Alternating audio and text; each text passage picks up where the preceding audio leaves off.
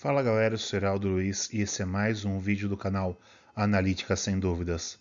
Pessoal, continuando com a parte de equilíbrio de solubilidade, hoje eu vou apresentar para vocês um pouco da formação, a natureza e também alguns conceitos de contaminação dos precipitados. Mas antes de continuar, pessoal, já se inscreva no canal se não for inscrito ainda, deixe um like no vídeo para não esquecer depois, ativem as notificações, isso é muito importante para o canal continuar crescendo. Siga o canal na rede social, Facebook, Blue Sky, Instagram e Threads, lembrando sempre que eu sou mais ativo no Instagram, que é uma forma de manter contato também.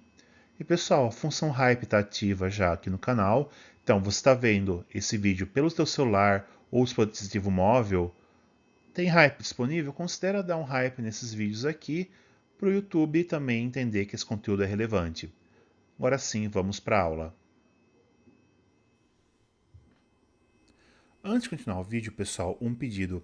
Mais de 80% de quem assiste os vídeos não se inscreve no canal. Isso é ruim para o canal, né? Quanto mais inscritos tem, mais like tem, mais visualização tem, o YouTube reconhece, né? O algoritmo do YouTube reconhece que esse canal é relevante e divulga para mais pessoas. Então, pessoal, uma forma de colaborar comigo por estar trazendo esse material para vocês é deixando a inscrição, deixando o like, compartilhando, hypando. Tudo isso ajuda o YouTube a entender que esse canal é mais relevante e divulgar mais pessoas. Quanto mais pessoas veem o vídeo, melhor o algoritmo para mim. Eu consigo ganhar mais dinheiro, porque eu não ganho nada com esse canal. De repente, conseguir começar a pagar editores, melhorar material, comprar mais material para fazer vídeos melhores. Então, pessoal, é uma forma de vocês colaborarem comigo. Tudo bem? Agora sim, vamos para a aula. Pessoal, nas aulas anteriores eu já mostrei para vocês o conceito de KPS, né, a constante do produto de solubilidade. E apresentei alguns valores, são valores tabelados, já você encontra em vários livros de química analítica, normalmente nos apêndices, né? Então, é isso que a gente vai trabalhar nesses equilíbrios aqui, tudo bem? Agora, pessoal, vamos entender mais ou menos como se formam os precipitados, tá? A formação de precipitado, pessoal, ela se dá dessa etapa aqui. Primeiro você tem a nucleação, são os primeiros agregados que se formam dentro da solução. Então, estou fazendo uma reação de precipitação, em um dado momento, o meu ânion e o meu cátion que reagem para formar o precipitado se encontram e começam a formar núcleos.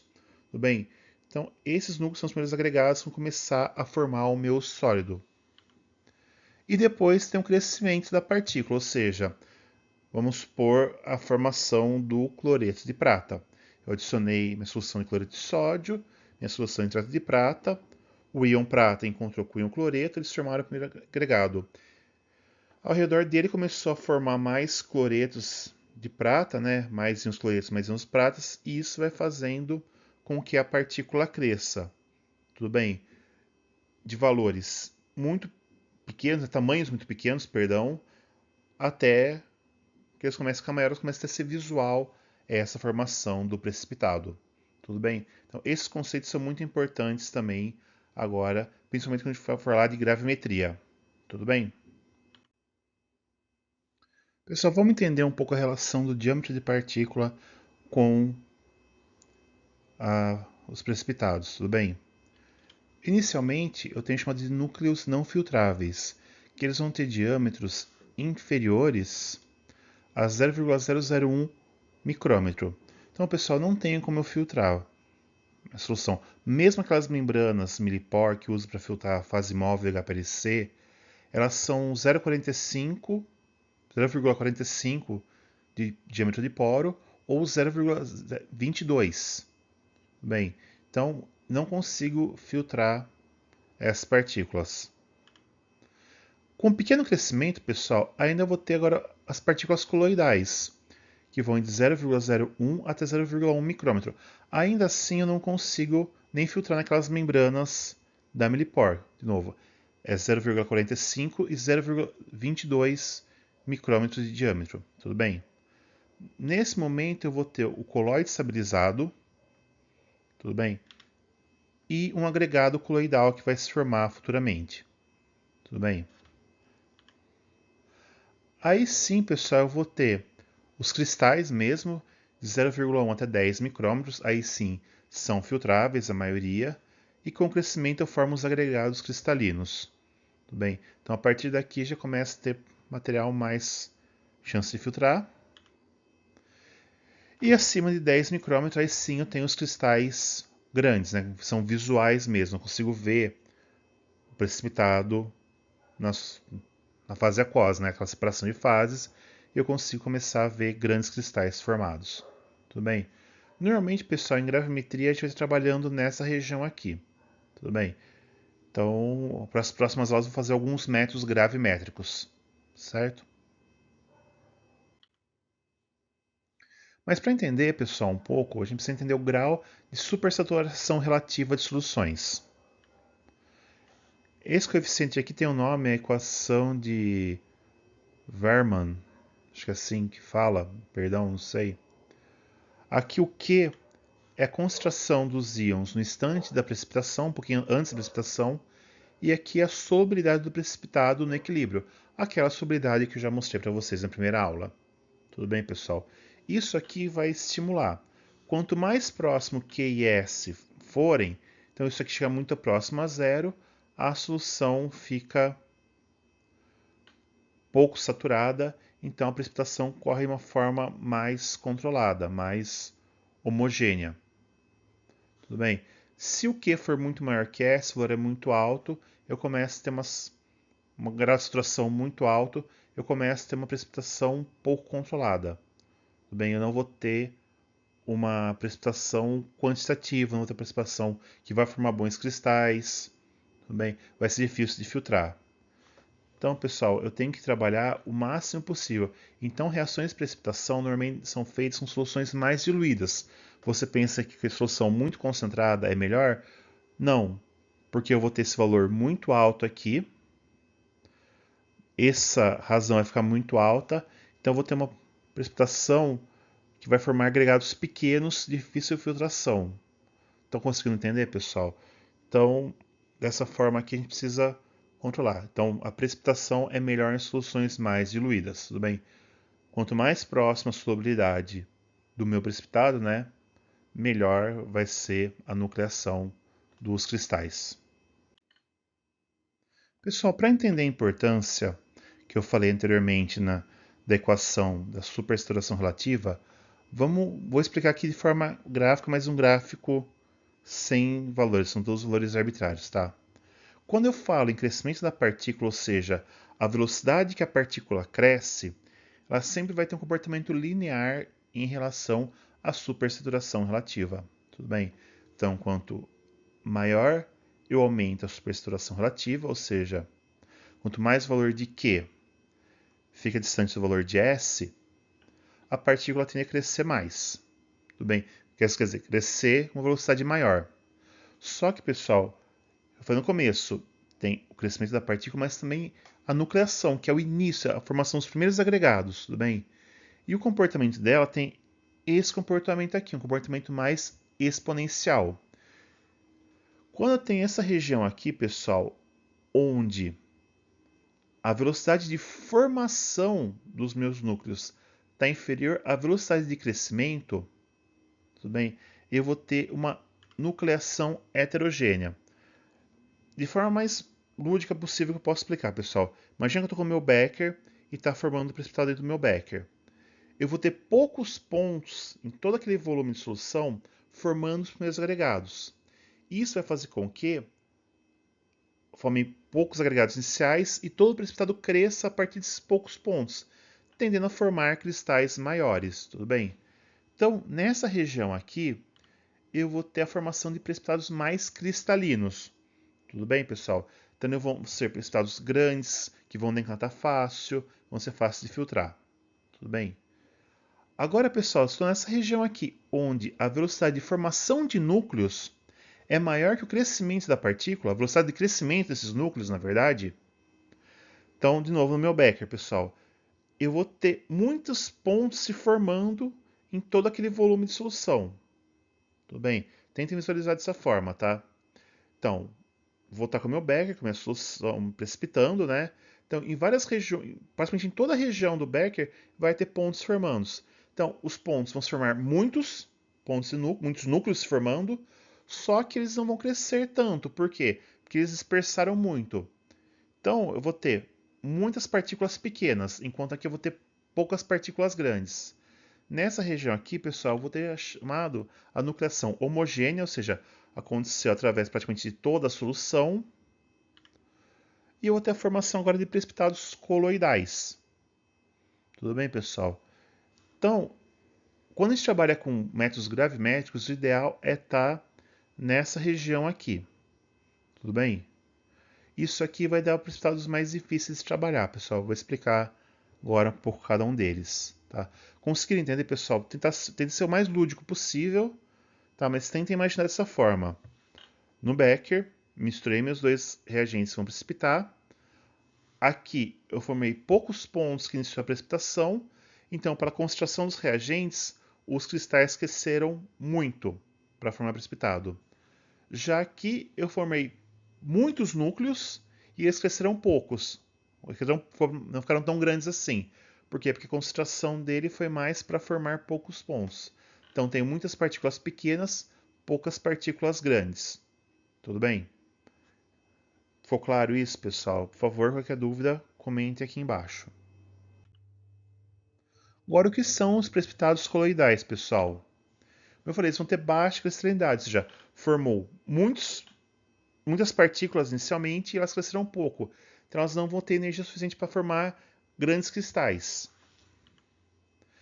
Por elas serem menores assim, tem um diâmetro de partícula menor, elas vão ser difíceis de decantar, sedimentar e até de filtrar, em alguns casos, tá? É possível, mas é mais difícil trabalhar dessa forma. Como formou muitos núcleos pequenos, eu vou ter uma área superficial maior. Isso vai dar algumas propriedades de contaminação que eu vou também comentar para frente, pessoal. Então, ela vai ter uma área superficial maior. Tudo bem? E pode daí aumentar a contaminação para a absorção. Eu tenho uma área superficial muito grande, eu posso absorver contaminantes. Certo? Daí eu tenho que fazer o processo de coagulação e peptização para poder diminuir essa contaminação. Tudo bem? Um exemplo clássico de precipitado coloidal, pessoal, é justamente o cloreto de prata. Então, eu vou fazer meu teste com aditivo de prata, ou quero ver se não tem cloreto em algumas soluções. Coloquei minha amostra com cloreto, ou minha solução de cloreto de sódio, e coloquei o nitrato de prata. Observe que até aqui dá para ver, pessoal, nem decantou direito, o precipitado vai ficar quase aqui na parte mais de cima da solução, tá? Vai demorar muito tempo para esse precipitado decantar, porque ele é coloidal, formam muitas partículas pequenas. Elas são menos densas, entenderam? Estão conseguindo entender isso, pessoal? Então, é o exemplo clássico de precipitado coloidal. É impossível filtrar ele? Não, mas ele é mais difícil. Você precisa deixar ele agir de outras formas para principalmente ter a coagulação dele, que é a formação dos agregados ou flocos, ou seja, eu com o tempo, pessoal, mesmo quando ele de prata sendo pequeno, ele vai ter a tendência de se aderindo e formar aqueles flocos grandes. Não é raro, pessoal, comparar a precipitação do cloreto de prata com leite azedo.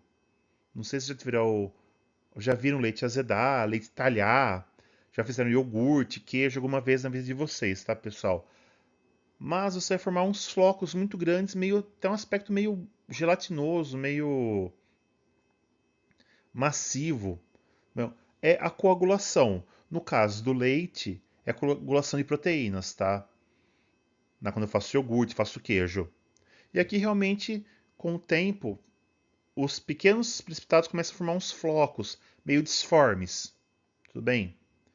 Já a peptização é o fenômeno inverso, é formar a dispersão. Tudo bem? Eu filtro muito cloreto de prata quando eu trato resíduos de prata no laboratório.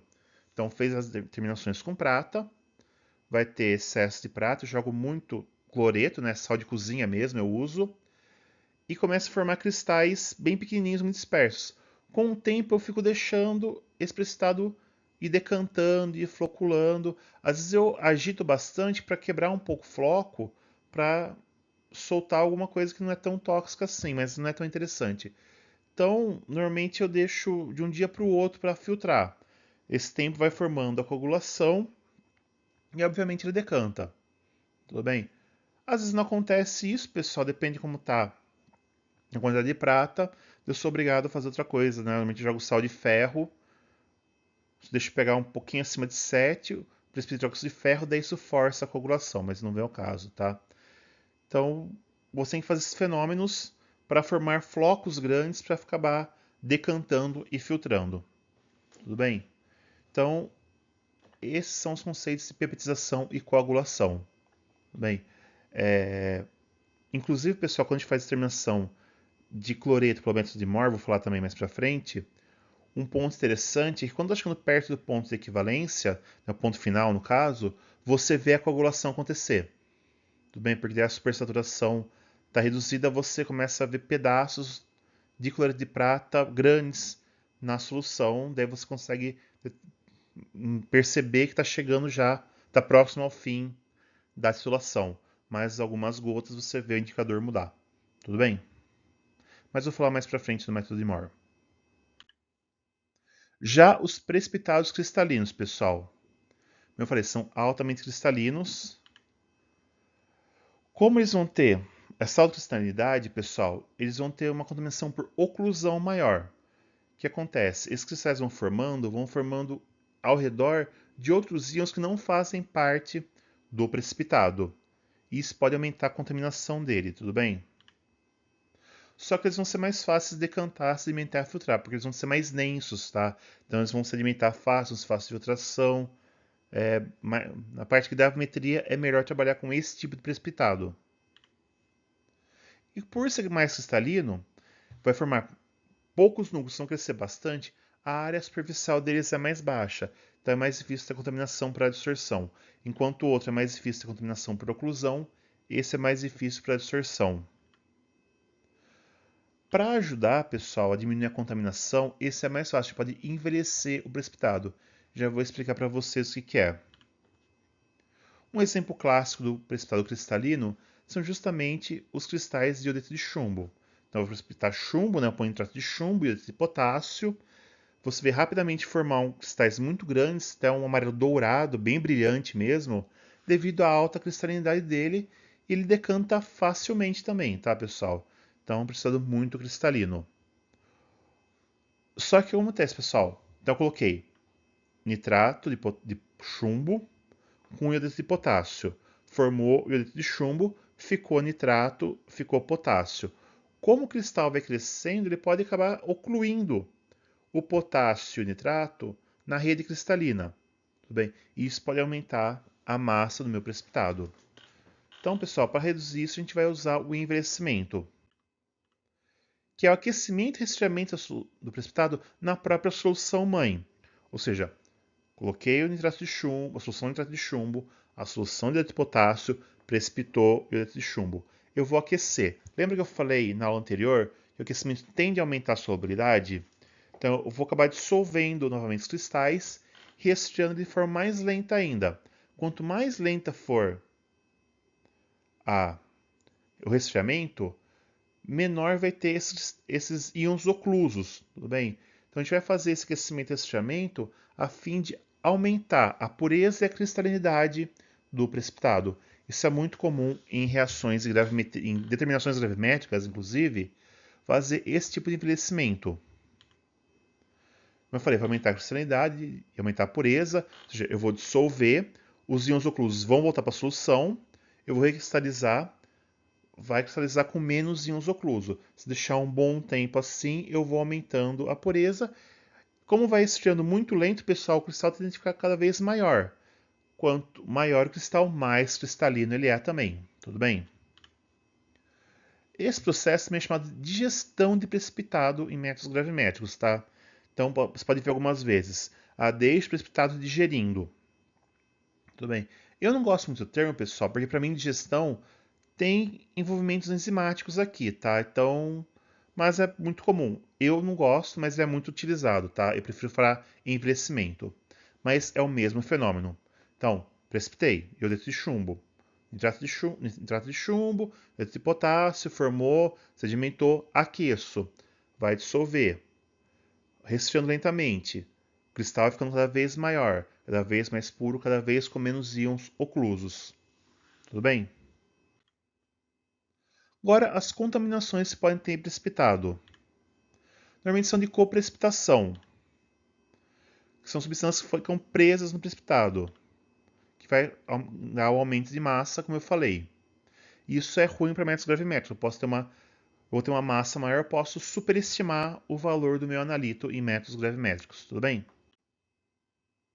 Um tipo de coprecipitação é a coprecipitação de sólidos, também chamada de formação de solução sólida. Eu não gosto muito de solução sólida, mas uso esse termo também. São quando dois íons precipitam com o mesmo contraíon. Um exemplo clássico é o bário e o chumbo precipitando com sulfato. Tudo bem? Imagina que eu determinar bário utilizando a gravimetria com sulfato. Tudo bem? O KPS do sulfato de chumbo está 10-8 e dos sulfatos de bário 10-10. São muito próximos, pessoal. Então não tem como eu colocar uma quantidade de sulfato que precipite o bário primeiro, para depois começar a precipitar o sulfato. Eu posso começar a atingir o KPS do sulfato antes de terminar a precipitação total do bário. Tudo bem? Então, no meu cristal de sulfato de bário, eu vou ter um pouco de sulfato de chumbo também nessa situação, certo? Eu não consigo separar dessa forma, tá, pessoal? Não tem como fazer uma separação. Ah, separar o sulfato de chumbo do sulfato de bário, depois utilizar, não tem como, tudo bem? A única forma de evitar isso é remover com outro precipitante ou contaminante. No caso, eu posso adicionar cloreto, por exemplo, eu formo cloreto de chumbo, filtro, vai ficar muito pouco chumbo daí na solução, daí quando adicionar o sulfato, precipita só o bário. É uma forma, tá, pessoal? Então, tem muito método gravimétrico que tem esses problemas. Ou posso colocar algum mascarante também, alguns métodos que eu vou trazer, usa esse tipo de mascarante, um complexante muito forte que impede a precipitação, né? A complexação afeta a solubilidade também. Eu vou manter meu íon mais solúvel, né? Diminuindo a quantidade do íon livre para precipitar. Então, muitos métodos gravimétricos vão ter esse tipo de ação de mascarante, tá? Eu vou colocar alguns complexantes fortes para evitar, ou vou precipitar primeiro os contaminantes, tá? Por isso, o método gravimétrico precisa do canhão de desuso, porque às vezes envolve muita etapa para remover interferente, tá? Particularmente, eu vou falar de gravimetria aqui, pessoal, vou trazer alguns métodos gravimétricos clássicos, mas particularmente eu sou um químico que meio que tá vendo que a gravimetria está caindo em desuso. Ah, mas ela é muito boa para fazer chumbo. A SCP também é mais rápido. Tem o eletroduto de mercúrio, alguns métodos eletroquímicos que vão trabalhar com concentrações muito mais baixas e menor tempo de análise. Métodos gravimétricos são muito longos, são etapas muito demoradas. Tudo bem? Então, em termos de frequência analítica, a gravimetria é um método que não está ficando mais interessante, tá? Pelo menos na minha opinião. A precipitação agora por adsorção. Ela vai ser superficial, pessoal. Como eu falei no caso, né, do cloreto de prata. Vai ter a distorção na superfície. Como o precipitado tem ação mais coloidal, vai ter uma área superficial maior, o que acontece? Eles podem ter algumas cargas residuais na superfície dele que atrai ou o nitrato ou o sódio, né, quando eu misturei nitrato de prata com cloreto de sódio, pode ficar preso um pouquinho na superfície. Eu falei, é mais comum em um precipitado coloidal, que vai ter maior área superficial, então vai ter uma reatividade superficial maior. Só que daí você dispersando e lavando bem, você consegue remover esses contaminantes, tá? Então, já vi método gravimétrico com prata, né, pessoal? Manda você agitar bem depois de formar precipitado com água destilada, antes de filtrar, assim você remove os íons que estão absorvidos na superfície. Tudo bem? A coprecipitação por oclusão, pessoal, já falei lá, é quando ficam íons e outras substâncias estranhas presas no retículo cristalino, tá, pessoal? Pode ser bolha de ar, pode ser algum solvente fica preso no cristal, né? Água principalmente, né? Pode ficar um pouco de água reclusa dentro do cristal. É mais normal em cristal cristalino, né? o cristal cresce em torno dessa substância estranha. E o precipitado, né, envelhecimento, a digestão, ajuda a remover, como eu falei, né? Eu aqueço, eu aumento a solubilidade, esse material ocluso volta para a solução, a hora que eu resfrio, eu faço um aquecimento bem lento, por isso, normalmente, pessoal, aquecimento para métodos gravimétricos, resfriamento tem que ser lento, por isso que eu falei, é uma etapa demorada, é um método demorado, gravimetria, para a hora que formar o cristal, ele formar com o mínimo possível de substâncias oclusas nele. Tudo bem, pessoal? Então, tudo isso é alguns conceitos da formação do precipitado que é interessante vocês terem para quando a gente começar a falar de gravimetria, que eu pretendo fazer umas 3 aulas sobre alguns métodos gravimétricos que são mais conhecidos, né? 3 ou 4. Tudo bem? Então é isso, pessoal. Esse foi mais um vídeo do canal.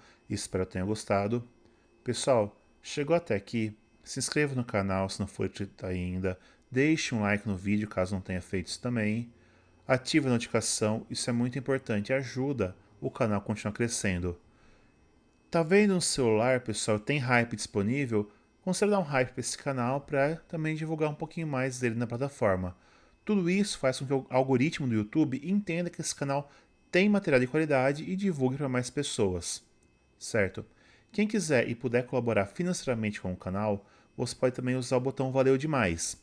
Você pode doar valores a partir de R$2 e o seu comentário fica em destaque. Lembrando, isso é uma doação, tudo bem? Siga o canal na rede social, Facebook, Blue Sky, Instagram e Threads. Lembrando sempre, eu sou mais ativo no Instagram, que é uma forma da gente manter contato também. Dúvidas, pessoal, podem ser ou deixadas aqui nos comentários, estão abertos para isso, ou através da rede social, ou também através do e-mail, que é semduvidas@gmail.com. É tudo por hoje, pessoal. Até a próxima. Valeu, tchau!